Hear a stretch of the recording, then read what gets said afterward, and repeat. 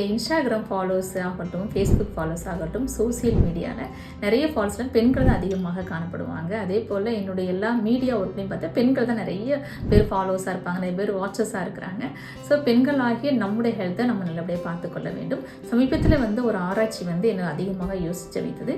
அதே போல் நானும் நிறைய கிராமங்களில் சில மருத்துவ முகாம் போடும்போது நான் அதை பார்த்துருக்குறேன். முக்கியமாக பெண்கள் நம்ம நாட்டில் கிட்டத்தட்ட 60% பெண்கள் அனீமியா என்று சொல்லக்கூடிய பாண்டு நோயில் தான் கஷ்டப்பட்டுட்டு இருக்காங்க. அதனால தான் பெண்கள் ஒரு வயசுக்கு மேலே கிட்டத்தட்ட 50 தாண்டி போகும்போது டாக்டர் எனக்கு டயர்டாக இருக்குது, டாக்டர் எனக்கு வேலை செய்ய முடியலை, முந்தைய மாதிரி எனக்கு பிரிஸ்காக வேலை செய்ய முடியலன்னு நிறைய பேஷண்ட்ஸ் இங்கேயும் வருவாங்க. அப்போ ஹீமோகுளோபின் தான் முதல் செக் பண்ணுங்கன்னு சொல்லுவோம். ஃபஸ்ட்டு பேசிக்கே ஹீமோகுளோபின் பாருங்கள், கால்சியம் பாருங்கன்னு சொல்வது உண்டு. அதில் 60% பெண்கள் நம்ம நாட்டில் அனிமியால் கஷ்டப்பட்டுட்டு இருக்காங்க. ஸோ அதெல்லாம் மாறணும்னா வெளிதான 2 இனம் ஃபாலோ பண்ணால் போதும். ஃபர்ஸ்ட்டு உங்கள் வீட்டில் நீங்களும் ஒரு பெண், உங்களுக்கு ஒரு பெண் குழந்தைகள், 2 பெண் குழந்தைகள் இருப்பீங்கன்னா 3 பெண்கள் ஆச்சு இல்லையா? ஸோ வாரத்தில் நீங்கள் 3 முறை ஏதாவது ஒரு கீரை சாப்பிட்டுக்கோங்க.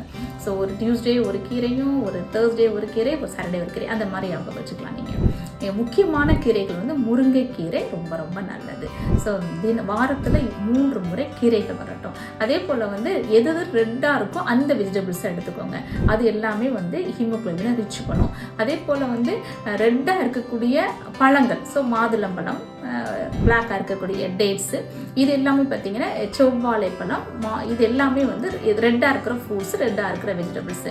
ஸோ இது 3 காரியங்களுமே நீங்கள் ஃபுட்டில் மாற்றத்தை கொண்டு வந்தாலே உங்கள் வீட்டில் யாருமே ஹீமோகுளோபினில் கஷ்டப்பட மாட்டாங்க. முக்கியமாக பெண் குழந்தைகள், அதுவும் போல் பருவத்தில் வரக்கூடிய பெண் குழந்தைங்க உங்கள் வீட்டில் அதிகமாக காணப்படுதாங்களா?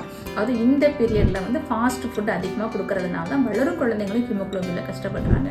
ஒருவர் செய்யக்கூடிய சில மாற்றங்கள் சமுதாயத்தில் மிகப்பெரிய மாற்றத்தை ஏற்படுத்தும். ஸோ நம்முடைய ஃபாலோஸ் எல்லாருமே நீங்கள் வாரத்துக்கு 3 முறை கீரைகளையும், வாரத்துக்கு அந்த 3 முறையுமே ரெட்டாக இருக்கிற வெஜிடபிள்ஸ், ரெட்டாக இருக்கக்கூடிய பழங்கள், ரெட்டாக இருக்கக்கூடிய எல்லா வகையான உணவுகளுமே நல்ல ஹீமோகுளோபினை கூடும். ஸோ நம்முடைய ஃபாலோஸ் யாருமே அனிமியாகவே இருக்கக்கூடாது. இதை நீங்கள் சாப்பிட்டு வாங்க, சமுதாயத்திலே மாற்றத்தை ஏற்படுத்த முடியும்.